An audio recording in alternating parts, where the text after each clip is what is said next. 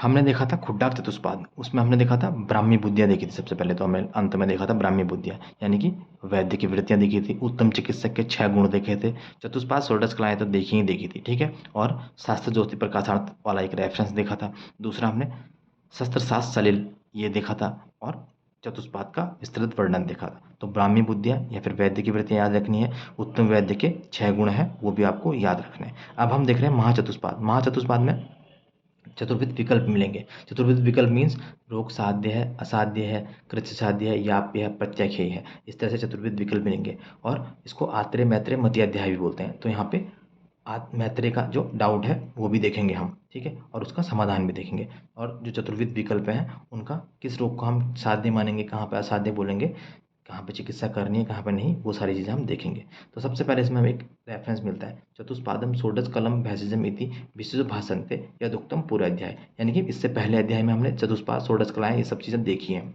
तो चतुष्पाद की सार्थकता से संबंधित विवाद यहाँ पर आया है, तो ये रेफरेंस आपको याद रखना है। चरक सूत्र 9 का नहीं है, चरक सूत्र 10 का है। हमें लगता है कि चरक सूत्र 9 का है क्योंकि चतुष्पाद देखे हम सीधे 9 करते हैं, तो ये 10 का है, चतुष्पादम षोडश कलम भैषजम इति विशुद्धो भाषन्ते। जिसने ठीक से पढ़ा होगा इसका आंसर कर लेगा। अब जो मैत्रेय है, मैत्रेय का डाउट है, मैत्रेय बोल रहे हैं यहाँ पे कि हम देखते हैं, कई बार हम देखते हैं कि प्रत्यक्ष देखा जाता है कि चिकित्सक के सभी उपकरण, नौकर यानी कि अटेंडेंट सब कुछ है, जितेंद्रीय रहते हुए कुशल वैद्य से चिकित्सा कराकर रोगी रोग से निर्मुक्त हो जाता है, ठीक है। और फिर कई बार क्या होता है कि सब कुछ होते हैं लेकिन रोगी मर जाता है। तो बोला अतः आरोग्य के प्रति औसत कारण नहीं है। बोला कहीं पर औसत ठीक कर रहा है कहीं पर नहीं कर रहा है, तो डाउटफुल है। जैसे एक बड़े गहरे गड्ढे या तालाब में थोड़ा जल या फिर बहती नदी में धूल के ढेर से एक मुट्ठी धूल छोड़ने से कोई लाभ नहीं होता है, ठीक है, बोल रहा है। और फिर बोला है दूसरे कुछ रोगी चिकित्सा के साधन और परिचारक के न रहते हुए भी, ठीक है, चिकित्सा के साधन नहीं है और परिचारक नहीं है तभी भी स्वयं असंयमी वैद्य, असंयमी रहते हुए मूर्ख वैद्य की चिकित्सा, यानी कि चांडाल, स्वपच या फिर भिषगमानी, जैसे हमने चरक सूत्र 9 में देखा था, तो उनसे भी आरोग्य प्राप्त हो जाता है। कुछ रोगी साधन और परिचारक के अभाव में असहय रहते हैं, मूर्ख वैदिक चिकित्सा से मर भी जाते हैं। तो बोला कि चिकित्सा से मतलब इसका मीनिंग क्या है कि चिकित्सा से आरोग्य लाभ हो रहा है और चिकित्सा करने पर मृत्यु भी हो रही है। तो बोल रहा है औसत करना या न करना दोनों में कोई भिन्नता नहीं है, मतलब उनका मत यह है कि औसत करना या न करना इन दोनों में कुछ भिन्नता नहीं है, ये उनका डाउट है।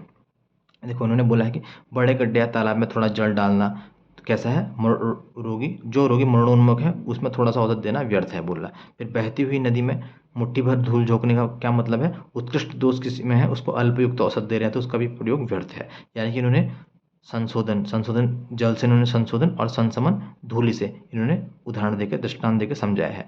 या फिर हम बोल सकते हैं संशोधन चिकित्सा को धूलि का उदाहरण देकर देखो लिखा है, और संशमन संशोधन चिकित्सा को जल से, और धूलि का उदाहरण देकर संशमन चिकित्सा को व्यर्थ इन्होंने सिद्ध किया है। इसी को हम अपतर्पण या संतर्पण दो चिकित्साओं का भी जो है इन्होंने दृष्टांत देकर जो बताया है वो यहाँ पे मिलता है हमें। तो हमें देखना है कि जल से संशोधन या फिर संतर्पण, और धूलि से संशमन या फिर अपतर्पण चिकित्सा को दृष्टांत इन्होंने यहाँ पे दिया है। इनका डाउट का जो समाधान है वो आत्रेय ने यहाँ पे किया है। देखिए आप यहाँ पे आया है, नहीं भैंसत साध्यान व्याधीन भैंसजम अकारणम भवन्ति। बोल रहे हैं भैंसत साध्य जो रोग होगा वो ठीक होगा ही होगा, उसके लिए भैंसत अकारण नहीं है। ये 4 श्लोक आपको यहाँ पे बिल्कुल याद कर लेने हैं। नहीं सर्वे व्याधि भवन्ति उपाय साध्य, यानी कि सभी व्याधियाँ उपाय साध्य नहीं होती है। जैसे हम देखें कि कैंसर का लास्ट स्टेज है, या फिर HIV से कोई घोर ग्रसित है, ठीक है, या फिर हम देखते हैं अरिष्ट में देखते हैं कि इसको सद्य अरिष्ट है, या वैद्य और दूत का समागम इस तरह से है। हम देखते हैं कि पक्ष का अरिष्ट होता है, तो इस तरह के अरिष्टों में भी हमें असाध्य समझना चाहिए। तो बोला नहीं सर्वे व्याधि भवन्ति उपाय साध्य। फिर बोला न च असाध्यानान व्याधीन भैंसित समुदाय में अयमस्ति, और जो असाध्य व्याधि है उसमें भैंसित समुदाय कुछ नहीं कर सकता है, तो असाध्य व्याधि को ट्रीटमेंट भी नहीं करना है। तो करना क्या है, करना है परीक्ष कारणों ही कुशला भवन्ति, परीक्षा कर कर रोग का अरिष्ट देखकर साध्यता असाध्य का विचार करके तत्पश्चात हमें चिकित्सा प्रारंभ करनी है। बोला है नहीं, यहाँ पे से देखो भैंसत साध्यान व्याधिन भैंसजम अकारणम भवन्ति, एक तो ये याद रखना है। दूसरा नहीं सर्व व्याधि भवन्ति उपाय साध्य, फिर नचा साध्यान व्याधिन भैंस समुदाय में अयोमस्ति, याद रखना है। और परीक्ष कारण है कुशला भवन्ति, ये 4 श्लोक हमें एज इट इज याद करने हैं। फिर हम देख रहे हैं यहाँ पे दूसरा हमें एक रेफरेंस मिलता है। यहाँ पे देखो क्या मिल रहा है, न्यूनान धातु पुर्यान, ठीक है, न्यूनान धातु पुर्यान व्यतिरेकान ह्रास्याम व्याधि मूल विपर्ययोन उपचरन्ति सम्यक प्रकृतो स्थाप्यान, यानी कि न्यूनान धातु पुर्यान, जो धातु कम है उनको बढ़ाना है, व्यतिरेक एक्स्ट्रा है तो उनको ह्रास करना है, और व्याधि मूल विपर्यय, व्याधि के मूल हमें चिकित्सा करनी है, इससे हमें प्रकृति का स्थापन करना है। तो कई बार पूछ लेता है, इसको भी आपको याद रखना है। फिर बोला साध्यता, साध्यता का विचार करना जरूरी है चिकित्सा से पहले, अगर हम ऐसा नहीं करेंगे तो क्या होगा। साध्य साध्य का विचार करना, असाध्य रोग का हम ट्रीटमेंट करेंगे तो उससे अर्थ विद्या, यश हानि, उपकोष, असंग्रह, ये हमें 5 चीजें हैं। अर्थ मीन्स धन, विद्या मीन्स विद्या ही हो गया, अर्थ विद्या, यश, यश की हानि, निंदा का पात्र बनेंगे चौथा, पांचवा रोगियों का असंग्रह, यानी कि रोगियों की लाइन नहीं लगेगी, रोगी कोई नहीं आएगा। तो आपको याद रखना है, अर्थ विद्या, यश हानि, उपकोष, असंग्रह प्राप्त यान्यति वैद्यो यो असाध्यम समूह पाचरित, ठीक है। तो याद रखना है 5 चीज़ें हैं, ये हमें असाध्य रोग की चिकित्सा करने पे ऐसे चीज़ें हमें देखने को मिलेंगी। फिर हमें मिल रहा है, देखो यहाँ पे एक हमें इंपॉर्टेंट है ये साध्य। पहले तो हमें ये याद रखना है कि साध्य रोग के भेद कितने होते हैं, बहुत कॉमनली पूछा जाता है। तो साध्य रोग के 2 भी भेद हैं और 3 भी भेद हैं, ठीक है। जैसे कि सुख साध्य और कृच्छ साध्य, 2 भेद ये हो गए, 3 होते हैं इनके। साध्य रोग के 3 भेद कौन से हैं, अल्प उपाय साध्य, मध्यम उपाय साध्य और उत्कृष्ट उपाय साध्य। तो यहाँ पर देखो साध्य रोग के 2 भेद हैं, सुख साध्य और कृच्छ साध्य। फिर असाध्य रोग के भी 2 भेद हैं, याप्य और अनुपक्रम, ठीक है। पुनः साध्य रोग के 3 भेद हैं, अल्प उपाय साध्य, मध्य उपाय साध्य, उत्कृष्ट उपाय साध्य। और जो रोग निश्चित रूप से असाध्य हैं उनका कोई भेद नहीं है। विकल्पों न तो असाध्यानाम नियतानाम विकल्पनाम, यानी कि जो रोग निश्चित रूप से असाध्य है उनका कोई विकल्प नहीं होता है। तो आपको ये भी याद रखना है कि कई बार पूछता है विकल्प किसका नहीं है, तो असाध्य रोग का विकल्प नहीं है, ये आपको आना चाहिए। तो यहाँ पे इन्होंने बता रखा है, जैसे इस तरह से आप इसको देख सकते हैं। बोल रहे हैं साध्य और असाध्य व्याधियाँ 2 हैं, तो साध्य के 2 भेद हैं, सुख साध्य और कृच्छ साध्य। फिर साध्य के 3 भेद हैं, अल्प चिकित्सा, मध्य चिकित्सा, उत्कृष्ट चिकित्सा। और असाध्य के याप्य और प्रत्याख्य, यानी कि अनुपक्रम। इसके बाद विकल्पों न था, इसके बाद कोई विकल्प नहीं है। जो निश्चित रूप से असाध्य रोग है उनका कोई विकल्प नहीं है, तो ये आपको याद रखना है। फिर हम देख रहे हैं यहाँ पे कि जो हमारे सुख साध्य रोगों के स्वरूप कैसा होगा। तो बोला हेतु पूर्व रूपान्य अल्पान्य, ऐसे, यानी कि जो हेतु है, पूर्व रूप है वो अल्प मात्रा में होते हैं, ठीक है। न च तुल्य गुणो दुष्यो न दोष प्रकृति भी, ठीक है। जो जो हमारे दुष्य है और दोष है उनके एक जैसे गुण नहीं है, ठीक है। तो न च काल गुणो तुल्यो न देशो दुरुपकरम, ठीक। गतिर एको नवोत्तम न च रोग उपद्रव न च दोषस एक समुत्पत्तो देह सर्वासन औसत क्षमा चतुष्पाद उत्पत्ति सुख साध्य से लक्षण। एक एक इसमें पॉइंट इंपॉर्टेंट है, आपको याद करना है। जैसे कि बोला रोग के हेतु पूर्व रूप अल्प मात्रा में है, दोष और दुष्य समान गुण वाला न हो, ठीक है। रोगोत्पादक दोष और रोगी की प्रकृति के अनुसार न हो, यानी कि दोष और रोगी की प्रकृति एक जैसा न हो। मूल दोष के स्वाभाविक रूप के बिगड़ने का समय न हो, ठीक है। देश यानी कि रोगी के शरीर या स्थान की भूमि चिकित्सा करने में कठिनाई उत्पन्न करने वाला न हो। रोग एक वर्ष एक गति वाला हो, नवीन हो और उपद्रव से रहित हो। रोगों की उत्पत्ति के समय दोष एक हो। रोगी का शरीर सभी प्रकार की औषधियों को सेवन करने में समर्थ हो और गुणवान चिकित्सा के चारों पादों की उपस्थिति से रोग सुख साध्य। तो हमें याद रखना है, जब दोष दुष्य तुल्य गुण के न हो, ठीक है, प्रकृति के तुल्य गुण न हो, तो सुख साध्य होता है, ठीक है। दोष दूसरे का आपस में तुल्य गुण न होना, यानी कि कफ दोष है और दूषित रक्त है, ठीक है। तो ये यहाँ पर अगर कफ होता है और मेद होता तो क्या होता था, असाध्य की तरफ चले जाता है, फिर कृच्छ साध्य की तरफ चले जाता है। तो यहाँ पे क्या बोल रहा है, जैसे कफ दोष है तो दूषित रक्त है तो सुख साध्य है, क्योंकि कफ प्रकृति शीतल होती है और रक्त उष्ण होती है, तो ये सुख साध्य का लक्षण है। इस तरह से यहाँ पे अनेकों एग्जाम्पल दे रखे हैं। दोष और प्रकृति का आपस में तुल्य न होना, ठीक है। जैसे वातिक प्रकृति वाले पुरुष में कफ को कफज या पित्तज, ठीक है, पित्तज रोग होने मतलब, ठीक है। ये बोला कि पित्त प्रकृति वाले को कफज या वातज, कफ प्रकृति वाले को पित्तज या वातज रोग ही सुख साध्य होते हैं।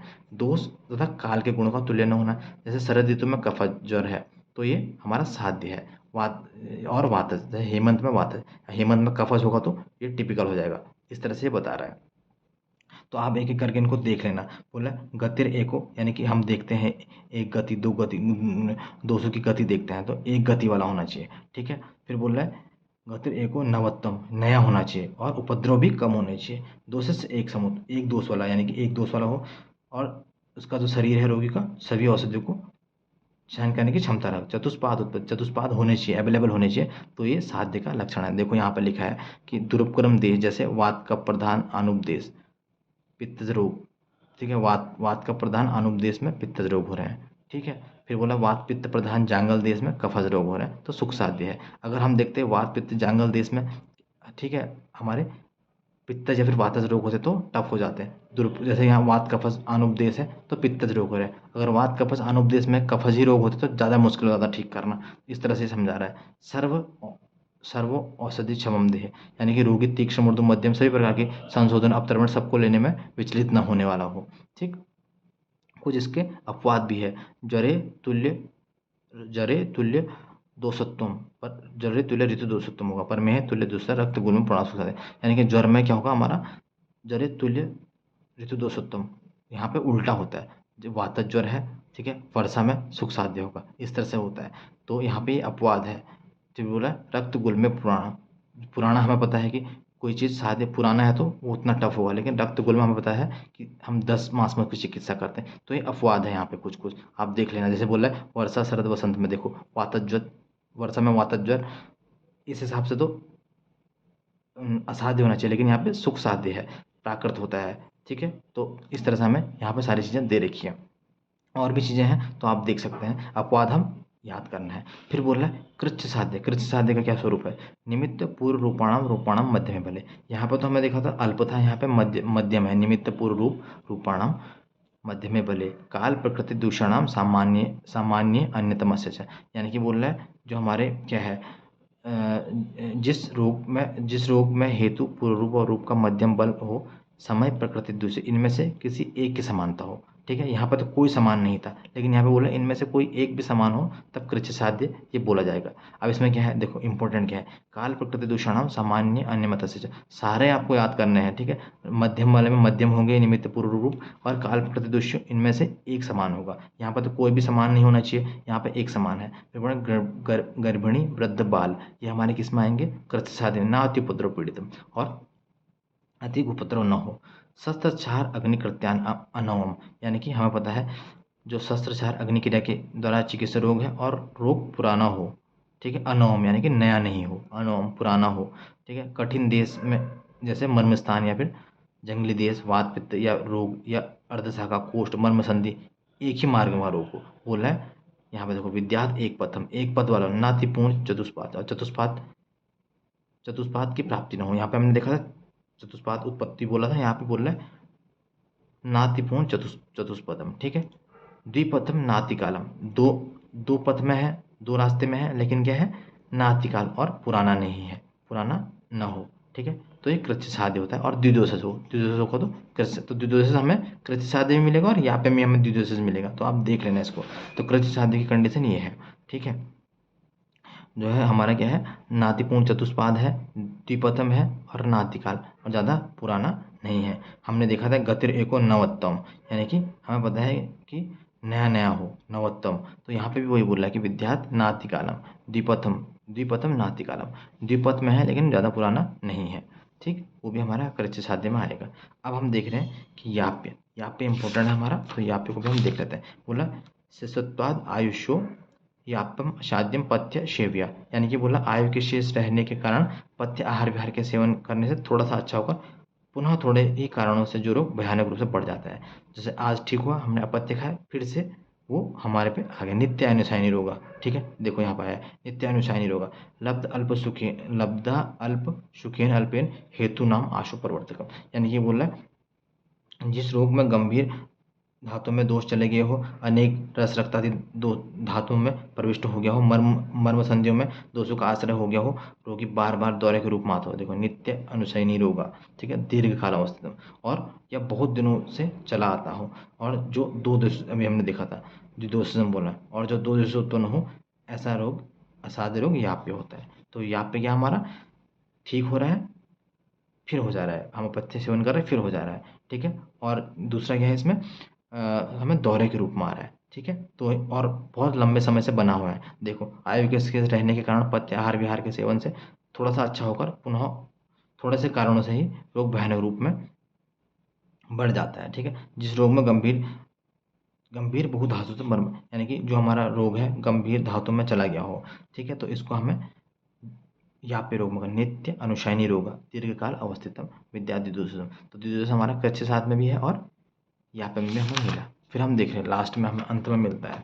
फिर देखो क्या बोल रहे हैं यहाँ पे, प्रत्याख्यी। प्रत्याख्यी मीन्स त्रिदोष जो रोग है वो प्रत्याख्यी है। ठीक है, बिल्कुल।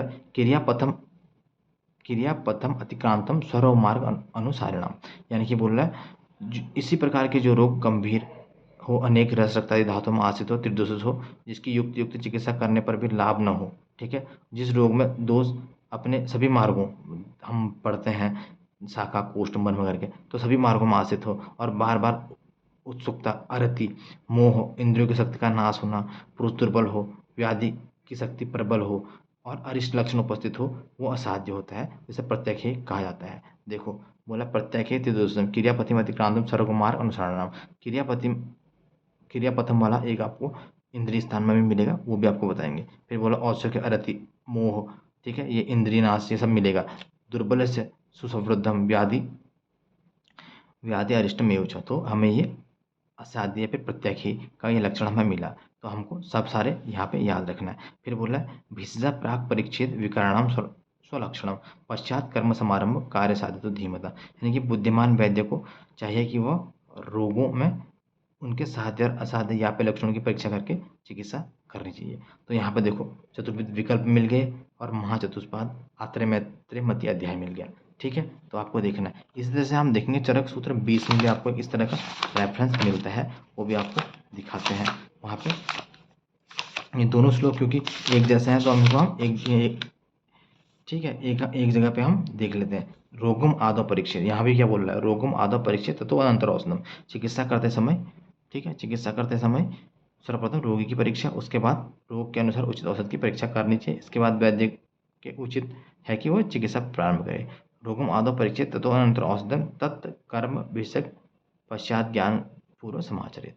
यहाँ पे क्या बोला, रोगम आदौ परीक्षित वाला तो चरक सूत्र 20 का है और भीषका प्राक परीक्षेय विकारणाम सुलक्षणम वाला हमारा चरक सूत्र 10 का है। ठीक है, तो आपको इस तरह से कुछ कुछ चीज़ें याद रखनी है। जैसे कि हमने देखा कि हेतु पूर्व रूप ये सब अल्प होंगे तो सुख साध्य है, और जो हमारे दोष दुष्य प्रकृति है ये इनमें से कोई भी समान नहीं होगा तो हमारे सुख साध्य के लक्षण है। और जो काल गुण ये सब देश दुरपक्रम ये सब एक दूसरे से अलग अलग हैं, तो हमारा जो है सुख साध्य है गतिर एको नवोत्तम, एक गति में है, नया है, सुख साध्य है, उपद्रव नहीं है, सुख साध्य है।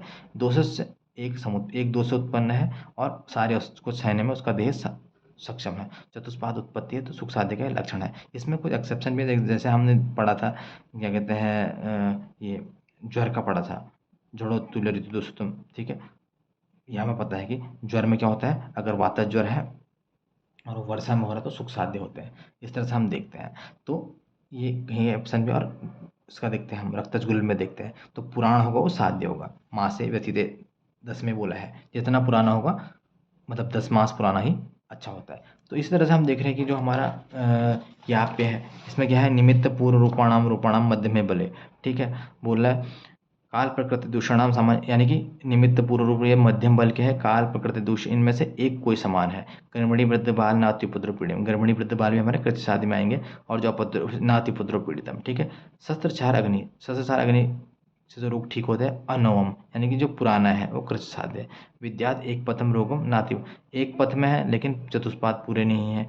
द्विपथ में है लेकिन क्या है, नातिकाल, यानी कि हमारा क्या है, द्विपथ में है लेकिन नया है, वो भी हमारा कृत्य साध्य होगा। और द्विदोषम हमारा याप्य भी होगा और हमारा क्या होगा, कृत्य साध्य भी होगा, तो याद रखना है। फिर शेषोत्तम आयुषम यापम साध्यम पथ्य सेविया लब्ध अल्प शुकेन अल्पेन हेतुनाम आशु प्रवर्तनम, गंभीर बहुधातुस्तम मर्म संधि समासता नित्यानुसायनी रोगा दीर्घकाल अवस्थितम, यानी कि आयु के शेष रहने के कारण पथ्य के सेवन करने से थोड़ा सुख पाकर ठीक हो जाता है, और अपथ्य सेवन से फिर क्या होता है, जल्दी ही प्रकोपित हो जाता है। ठीक है, मेद धातु में पहुंचा हुआ, जैसे मर्म संधियों में लगा हुआ है, नित्य अनुसायनी यानी कि प्रतिदिन जो लगा रहता है, जो बधा हुआ रहता है। ठीक है, इस तरह का रोग हमारा क्या, जैसे कि अस्थमा हम देखते हैं। ठीक है, तो ये हमारा क्या है, यहाँ पे रोग है। और द्विदोषम हमने देखा था यहाँ भी मिलेगा, और हमें कहाँ मिलेगा, कृत्य साध्य में मिलेगा। तो जो हमारा शिष्यत्वांग आयुषम याप्यम साध्यम पथ्य सेव्य वाला ये लाइन जो है, इस तरह का जो है नित्यानुसायनी रोग वाला, तो ये हमारा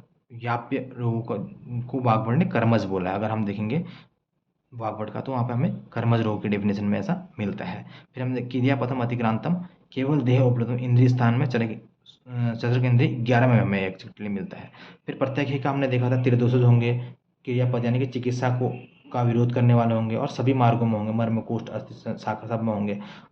उत्सुकता होगी, इंद्रियों का नाश होगा, ठीक है, व्याधि का बल बड़ा होगा। तो ये हमारा क्या होगा, जो है प्रत्यक्ष के लक्षण होंगे। फिर भिषक प्राक परीक्षे वाला हमें यहाँ पर मिलेगा, रोग माधव परीक्षित हमें चरक सूत्र 20 में मिलेगा।